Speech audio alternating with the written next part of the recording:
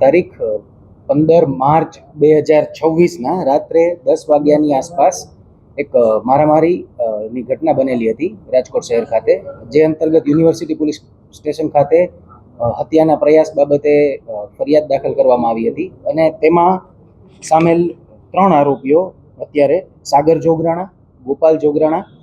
તથા રવિ જોગરાણાની રાજકોટ શહેર પોલીસ દ્વારા ધરપકડ કરવામાં આવેલી છે. આ બનાવની વિગત કંઈક એવી હતી કે આ કામના મરણ જનાર જે ભાવેશ વણવી છે તેમના દ્વારા અમીર જોગરાણા કે જે આ ફરિયાદના મુખ્ય આરોપી છે તેમના વિરુદ્ધ સિચોડાને લઈને ફરિયાદ કરવામાં આવતી હતી વારંવાર,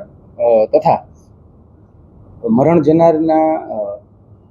એક કૃપાલીબેન નામના મહિલા જોડેના સંબંધો હતા તથા અમીર જોડે પણ તેને ઇન્સ્ટાગ્રામમાં વાતચીત થતી હોય અને સંબંધનો શક હોય, જે બાબતે ભાવેશ વણવી જે આપણા મરણ જનાર છે તથા મુખ્ય આરોપી જે અમીર જોગરાણા છે તેમના વચ્ચે મંદુક હતું અને તે બાબતે આ ઝઘડો થયેલો હોવાનું પ્રાથમિક તપાસમાં સામે આવેલ છે.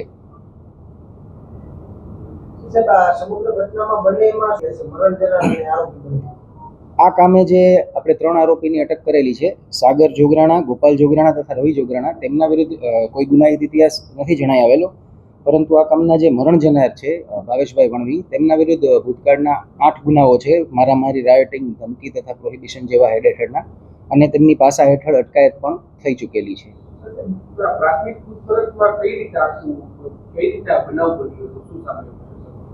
સોરી,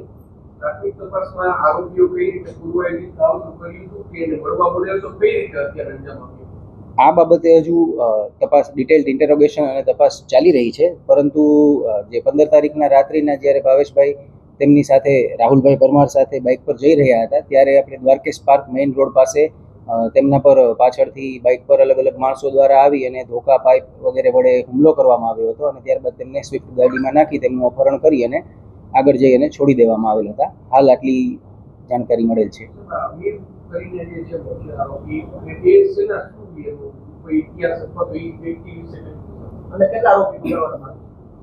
અમીર જોગરાણા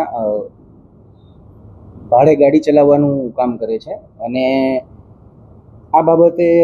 જે તપાસમાં નામ ખુલેલા છે તેમાં મુખ્ય આરોપીમાં અમીર જોગરાણાનું નામ ખુલેલું છે. આ ઉપરાંત દેવકરણ, વિક્રમ તથા ભૂરો જેવા નામ ખુલેલા છે, જેની આગળ તપાસ ચાલી રહેલ છે.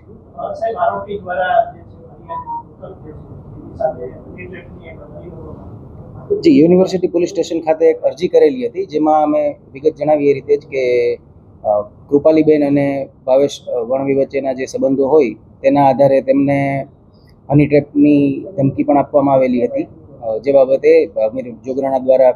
અરજી દાખલ કરવામાં આવેલી હતી.